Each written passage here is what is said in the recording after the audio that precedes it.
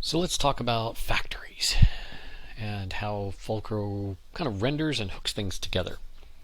So we saw in the last few videos, and if you've been using Fulcro for a while, touch some of this stuff up. I was kind of tinkering.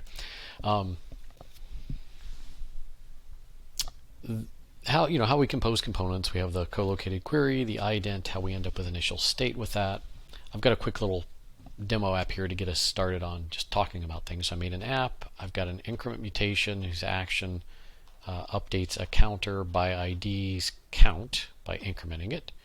I've got a counter that has an ID and a count, initial state of ID and count with incoming parameters of ID and start. The button itself can transact the increment mutation, and root composes it all together. And you can see here an initial state.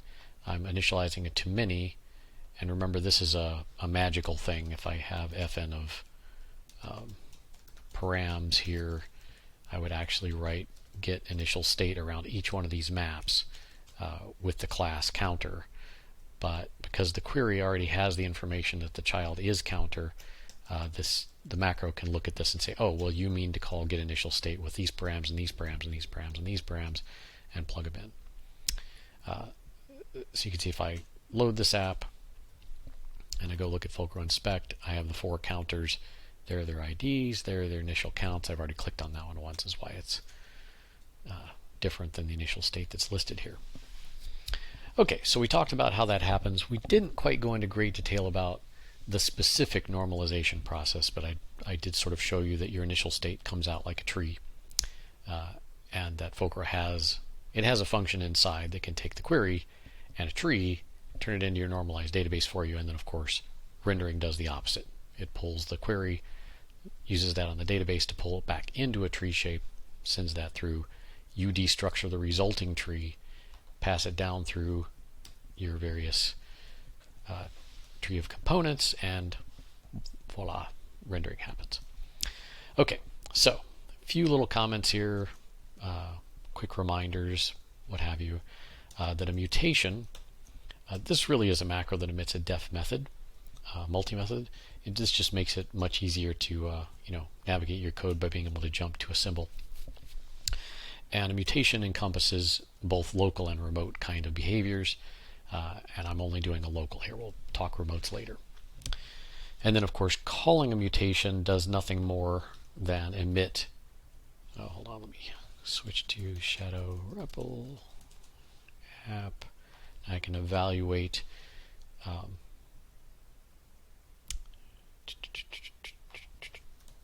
to the right namespace. Oh, ID isn't there. Let's put some number in there. I'm trying to evaluate this increment counter blah, and you see that what it emits is a list with the symbol demo app increment and the map of data. So this is well documented in the book. I just wanted to remind you that you used to, in older Fulcro versions, quote these and then have to unquote them whenever you used a variable in order to get kind of the same thing out. And in Fulcro 3, actually Thomas Heller of ShadowCLGS suggested this cool idea of why don't we just make that thing that we emit act like a function that when you call it just emits itself, so you don't have to do the quoting. Fun little suggestion. Anyway, how does transact work? That's sort of at the core of what we're going to be talking about today. I'm trying to talk about factories and how things compose, but really Fulcro is here to do a lot of things for you. Not a whole lot, really just state management and interaction with networks in a structured way. That's really the main core piece of Fulcro, right? Get your data into the client database, let you pull it out and render it, let you update it optimistically so you can have really fast user interactions with information, but then let that interaction, that abstract interaction, possibly also talk to a server about that same abstract interaction. For example, I can make this particular operation go over the network simply by doing that. That's all I have to do. We already know that the operation is increment. We already know what the parameters are. So I can build a network protocol request out of that, get the response. The response can send back a tree of data that I can merge, etc. There's all sorts of pieces. That's really what Fulcro's secret sauce / power is this combination of query and ident in particular. Gives you the same unified story across everything, no matter what it is, whether it's your client-side database, UI, local data concerns, remotes, it all integrates and works the same. So, but how does transact work? You pass it this. Well, this is like, it's a reference to the React instance that's running in the DOM, or that's been stuck onto the DOM, right? It's really a tracking node that React creates and associates with the DOM. And so why or how does transact use, quote, this in order to operate with the Fulcro application? I mean, obviously it's got to be able to get the application from this somehow, right? You create app up here. That's the Fulcro app. This is the thing that has the glue. It has the database. It has the networking remotes. It has all of the pieces, the transaction logic, which is actually a plugin. You can just override if you want. All of that's in the app, and transact needs to use it. So if we go look at transact, right, I'm just going to jump straight to the function, and look what it does. The first thing it does is it says, oh, well, make sure I can get the app off of the component. All right, well, how do we do that? Well, we get the app off the component by looking to see, first of all, well, if what you passed is already an app, then we're done, right? That's just good enough. But if what you passed is a component React instance, the thing that the factory created, in other words, this that React keeps around, then get raw React prop is just a wrapper function around ISO get in, which is just basically a thing that works both in Clojure and Clojurescript to pull things off of what might be a JavaScript map. So this just uses GUI object get by keys. So this is just a way of making sure that I can pull things off a JavaScript map just as easily as I can off of a regular Clojure or Clojurescript map. And remember, I'm working with React here, so what I get from, or what I have when I have this, is a JavaScript object. So I'm saying from the JavaScript object, get the Fulcro app. So there's the trick that you really need to understand what Fulcro factories are doing. They're not just React create element. They've got to do just a little more so things like transact can work. So basically, the core idea here is that when we render one of these components, which actually React renders, right? We ask React to render the DOM and hand it the root component, and then it goes through and calls everything, and then of course we're calling these things. But at the end of the day, something has to emit a React create element for this component class or hooks function in order to get a React element that React can use to render. Remember, we're interoping with the JS world.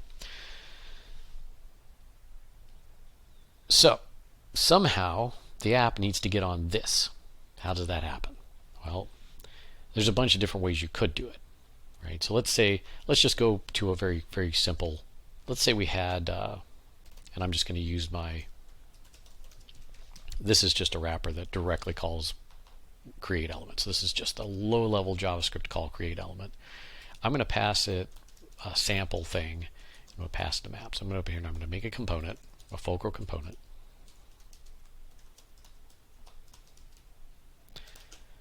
And I'm going to ignore props because what I'm going to do here,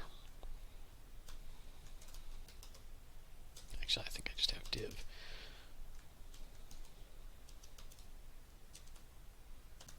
Right, in normal React, you pull props out of this, and then whatever's on props is what you can say render.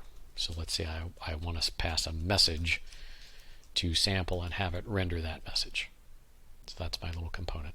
And here I'm not going to create a factory for it. I'm just going to go down here and I'm just going to say create element of sample with JS message of hello. I'm going to comment out this bit here, and I'm going to get an error. The reason I'm going to get an error is I'm asking a Fulcro component to render, and the Fulcro component's basically going to say, it's saying all sorts of things here. Let me see if I can get a cleaner starting error. Cannot find app on component. I mean, that's at the core of the problem here, and that's because the component itself assumes it's going to be working in a Fulcro context, where's sample, this guy, that I might call transact on it. And there's some other things that defsc does. It actually keeps an index of components, which is stored on the app, etc. So a Fulcro component cannot work at all unless it knows what app it has. Now, remember, Fulcro was originally built and designed at React 15. There was no such thing as React context then. Here one day I may refactor Fulcro to use React context, because that would make this problem a little easier, but there's some other things that we would need to do as well to do that. But for now, what we could do to fix this is just pass the Fulcro app as a parameter. So this is exactly what I do behind the scenes, and you see it's rendering now, in order to give this thing enough context to be able to work with, now being able to put like an on-click handler on this div that could run a transact. So that's what the interop would look like if you wanted to just use, sample as a kind of plain thing. Now, we don't really want to deal with JavaScript maps up here. We don't have to do this JavaScript destructuring. We get all confused about this whenever Clojurescript. I mean, Shadow's just a build tool. Clojurescript goes to compile this in advanced mode, and if it doesn't know whether or not this is a thing you built in Clojurescript or a thing you built in JavaScript, it might rename props and message to a compressed symbol name, which, because this is React, wouldn't play well. And so this is the point of this kind of mutation, where you can say, oh yeah, I really know that this thing is a JavaScriptism and that you really shouldn't rename these things, but then down here I can get into trouble because this one will get renamed, so then I would have to quote it. Like, there's all sorts of things you get into trouble with here if you try to just manage this by yourself with dead code elimination and the advanced compilation renames. So what we'd rather work with is Fulcro, and I actually internally, the keywords end up being strings, so that's actually okay. So what I do as well is on the JavaScript props,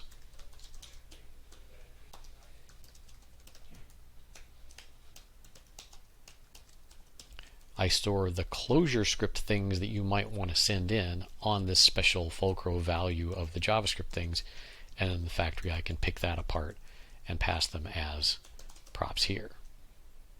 And so now you get the nice destructuring and all good. So that's basically what a Fulcro factory is doing. When you say def, give me a UI sample factory, I want a comp factory for sample, is it's realizing, oh yeah, you're going to need to know what the app is in there, and that's technically going to be passed on render from Fulcro itself, right? So Fulcro calls render, and it goes ahead and makes a dynamic var that binds app so that an app can be placed on this as each factory hits it. I'll show you this in a minute. But that's essentially what this guy is doing. So now I can come down here and do something much simpler and say UI sample and use regular Clojurescript props. I don't have to say anything about the app, and I don't have to use some special weird key to work around the fact that there's a JavaScript map underneath. And so now I'm rendering. Okay. So let's look at an actual factory, or the actual factory function, and talk about some elements here. So I've got you the basic idea of what's going on, and hopefully understanding this will really help you when you're trying to interop with React and you're trying to understand what's going on.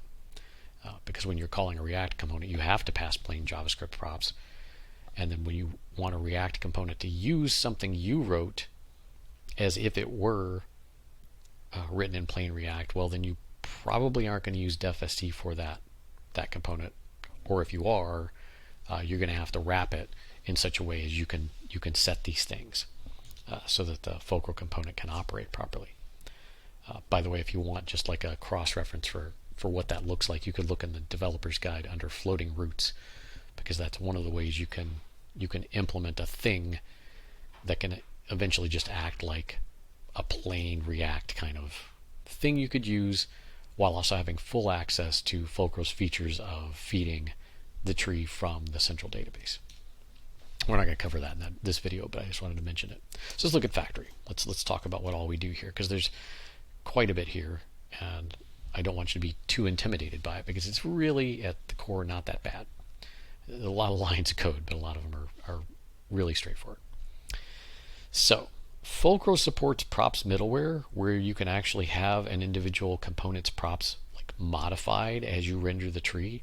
I don't personally use this feature. It was a feature that sounded like a good idea when we added it some time ago. I don't know if people are using it, but it's there. You could use it. I personally have never used it. The whole key and ref thing is just lower level interop with React itself, right? You need to be able to set a key on things that are in an array. When you call factory, right, you're just creating a function that ultimately calls createElement, right? That's really all you want to do, is you want to call createElement on your class, but you want to have it work right with Fulcro in the Fulcro context. So let's look at what all we have here. Really the main thing to look at is props is a JavaScript map. There's the special one I told you about that carries your props. This has to do with dynamic queries.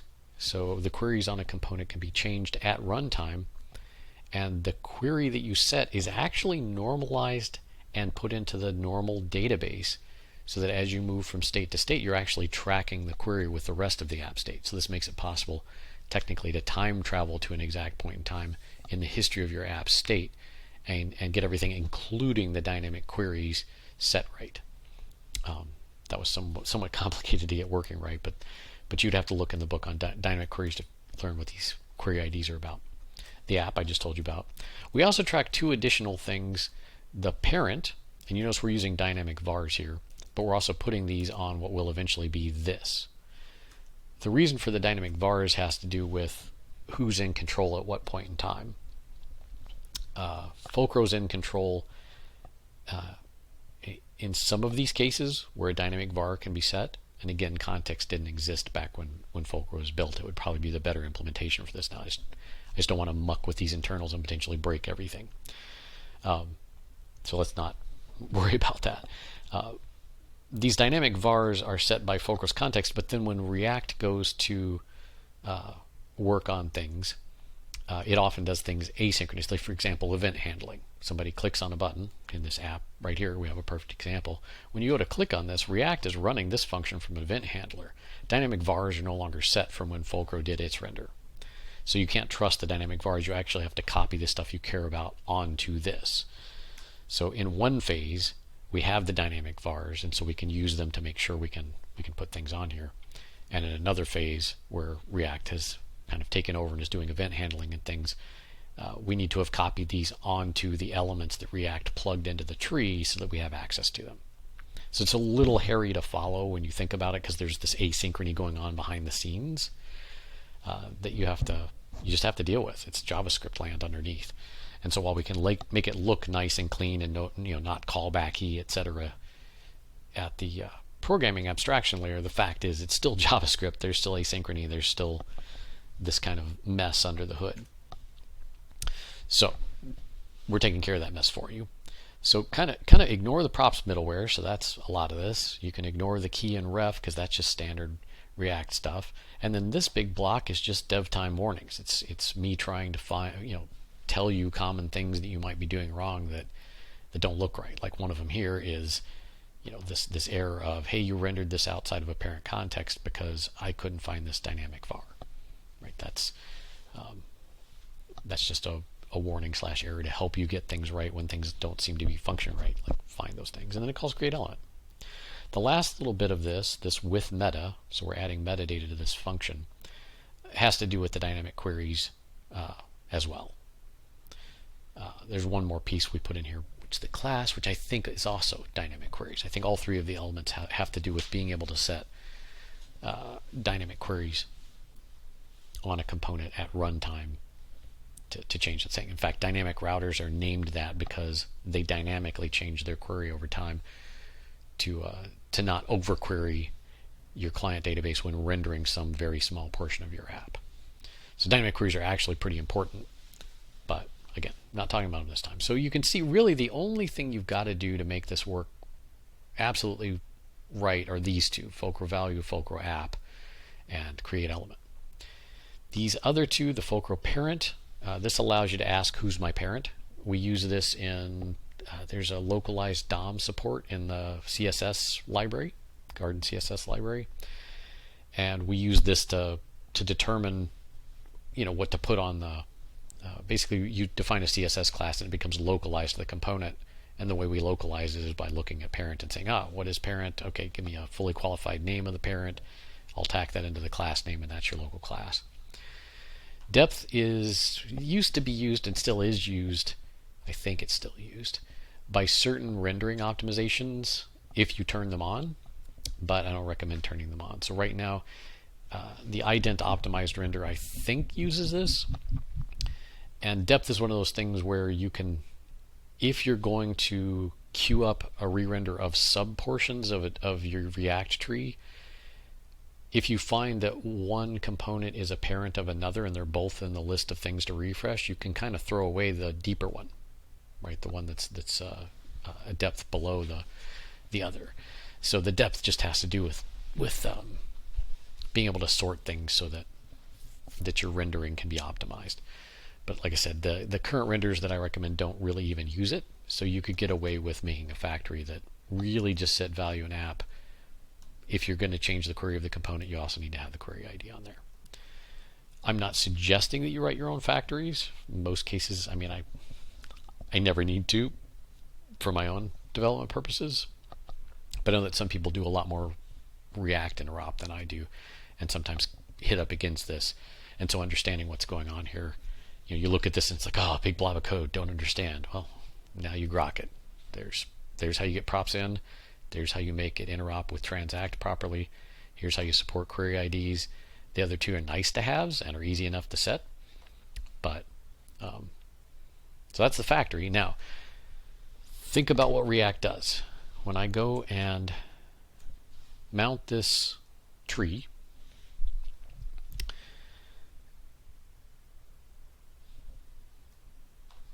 let's actually just go look at mount. Mount does a number of things.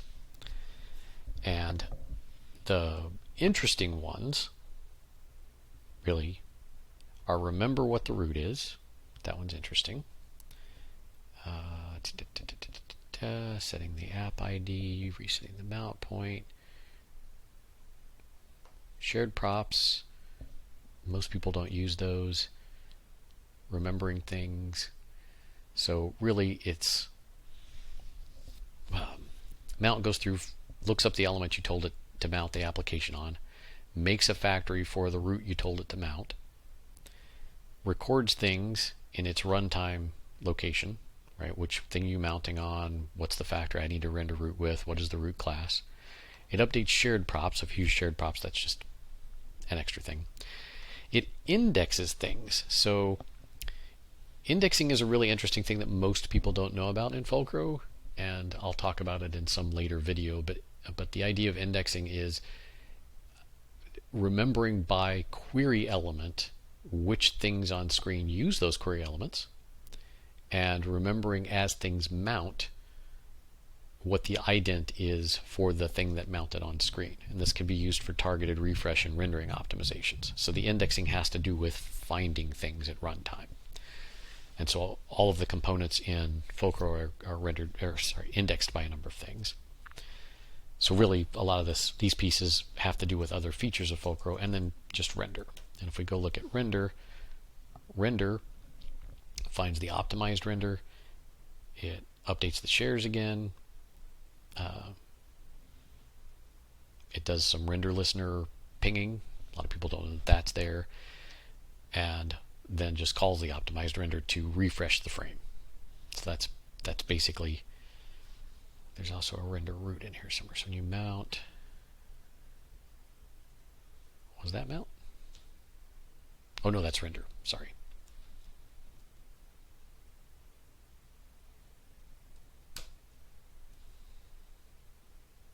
Right, if it's already mounted, we do the optimized render. If it's not already mounted, then where is the actual, oh, it's right there. Yeah, it's right there, render. Okay, so why did I want to show you this? Oh, the render. Sorry, there was an additional thing that I really did want to show you here, and that's this binding. So when we go to do the render, we bind these dynamic vars. Right, we start 0 out there, our depth out there. We start shared props out to whatever the shared props currently are, and then basically do the render. Okay, now there's one more element to this that's interesting, and it's probably the more complicated of all of the three elements. So we have this dynamic var thing. We got the factories that are morphing the JavaScript mess into Clojurescript, so we can think about it more easily. And the next thing that gets sort of hooked onto by Fulcro is the component itself. Now, this depends on whether or not you're using hooks or class-based components, so you can actually turn this into a hooks-based just by doing that. And that basically has this emit a function instead of a class-based thing, and then it hangs the extra Fulcro stuff on the function, because functions in JavaScript are just objects you can plug extra things onto. And the use hooks mode also switches over to using hooks-based use state and use effect to add in the extra stuff that Fulcro wants to have on there. So let me show you that real quick. So if we go look at the macro does a whole bunch of error checking and morphing and looking at what you did and making sure everything looks right. It defines the actual symbol you want defined under a def once and hooks up a render function to it. Now, the interesting thing about all this mess, and I know there's quite a bit of it here, is as you go down through here,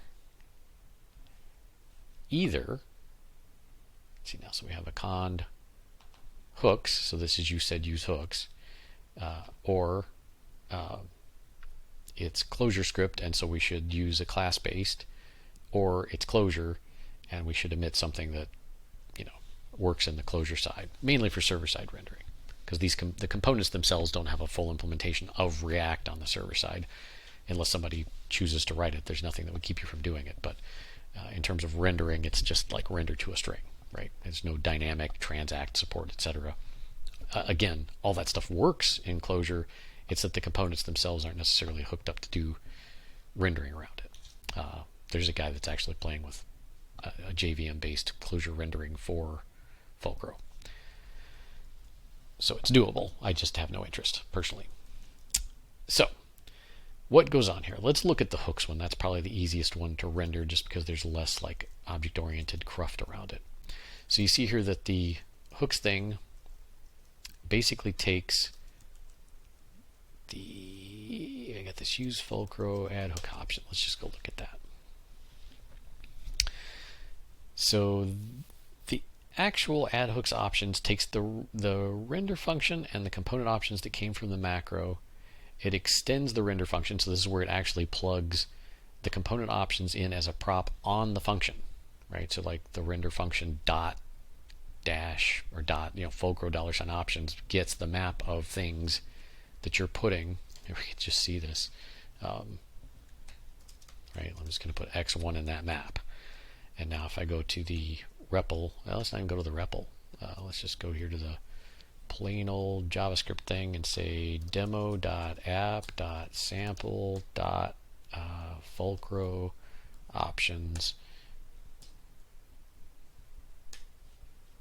And there's our persistent array map with two things in it, and one of them is x1. Right? Render gets added because it's the body of the thing. So it's literally what this thing's doing. Is it's picking these options up and throwing them on the function. It's doing a little bit of glue logic in between.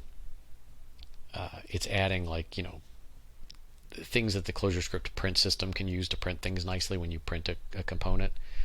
It's remembering the registry key. All of the components go into a central registry. This is literally just like swap a source on a global, right? So that you can look up components by their fully qualified keyword. And then this returns the render function. So, and remember, in a hooks-based component, that's all you have is the function itself. And so a hook-based Fulcro component is just a function that has these extra props on it, and the factory does a lot of the the extra work around it. Now the render function, that's the other thing that has a little bit of interesting stuff to it. So the sim here, the render function, right? So the component options, this is just a function that can pull that that .fulcro $options off of the function symbol, right? That's all that's doing. So render is render, and then this use Fulcro thing is an effect handler that does the extra stuff that a Fulcro-based component needs in order to work properly in the entire Fulcro ecosystem. So you see here, because we just have a function, we're doing a React use state where we're dealing with things like the depth, and tunnel props is a whole nother topic, setting some of these additional things, and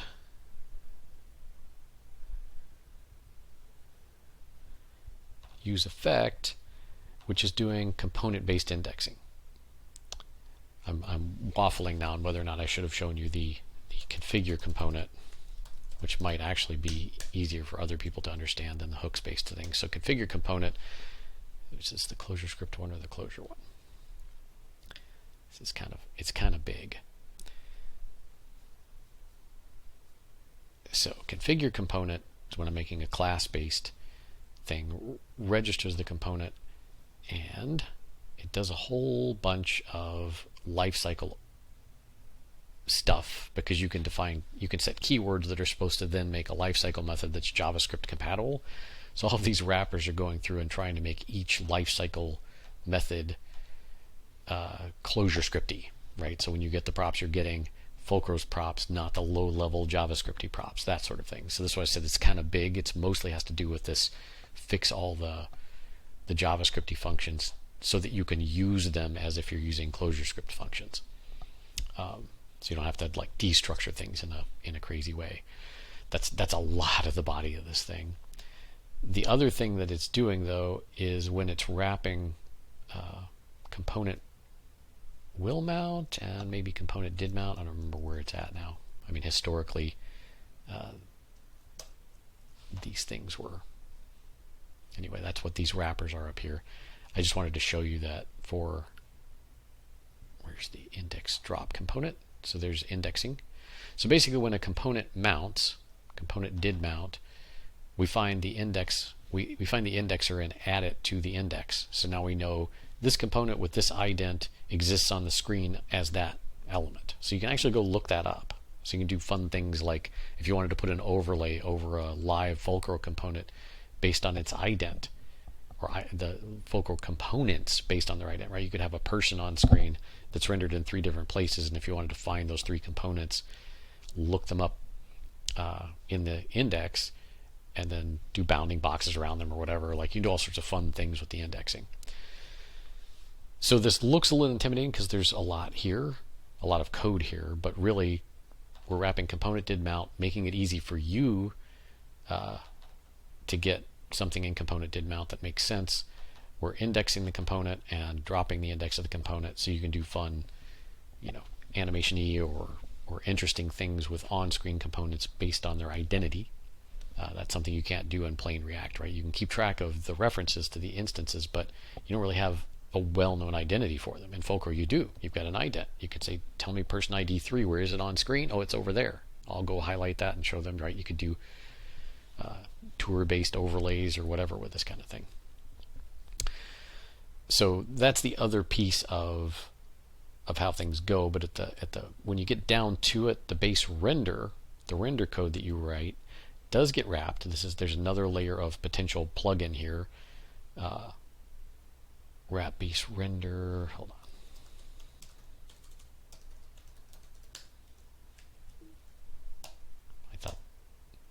I don't look at this code very often, so it takes me a minute when I glance at it in Clojurescript. We bind the stuff, we call render. Yeah, that's it. So basically it's just rebinding these during render, because again, React can do this in an asynchronous way. And so in order to make sure that transacts that are going to use this inside of render have access to the dynamic vars, but the this that we got coming in should have already had them applied by the factory. So the factory got them from the dynamic vars, put them on this, and then we're rebinding the dynamic vars from what we find on this in order to reestablish that context. So it's a little hairy internally, and primarily it's just due to the fact that we're trying to make it transparent that you can use things like transact, which need the app, without having to make the app global, right? You should be able to mount more than one Fulcro application on a DOM page and not have them conflict with each other. So making just one global app and saying you have to make it global and you have to call it this, that doesn't really work. I mean, we could say you have to define the app and transact you call on the app, but one of the features of Fulcro is that when you call transact on a component, you know which component you called it on, and that's in this. So then you'd have to pass the app and this, and so it just starts getting a little ugly. Again, at some point in the future, we could simplify this. Anybody interested in contributing could try to do that just by using React context and see if we could just set the context behind the scenes at the root and then just use the context throughout. And that would handle this kind of asynchrony mess, because React context, I believe, I haven't looked at it in the context of all these different places that we use it, but I believe React context in the lifecycle methods and in the render body works properly in terms of keeping track of the thing you told it to keep track of. Whereas dynamic vars, because they're meant to act like a threaded nestable thing in Clojure and Clojurescript, they were great at React 15 when we didn't have a better option, but just haven't got around to fixing that particular complication internally. So I hope that's helped you understand how the factories are working in Fulcro and how they differ from createElement and some of the additional little pieces that are there that have to do with getting these things to render right. That those parallel complications of the dynamic queries. The dynamic queries are really powerful, and they really are the key to keeping your UI fast, not over querying everything in your UI. Because if you've reified your entire UI tree and it's all connected, and you have a query that's all connected, then every frame, if you were doing a query that got everything, that gets slower and slower the bigger your app gets. And so when you use def router out of the dynamic router namespace, the way those work is they switch your query to point to just the part that you're going to render. And so that keeps your query overhead kind of constant no matter how big your app gets. Okay, well, that's what we've got for this one. Hope to see you at the next one.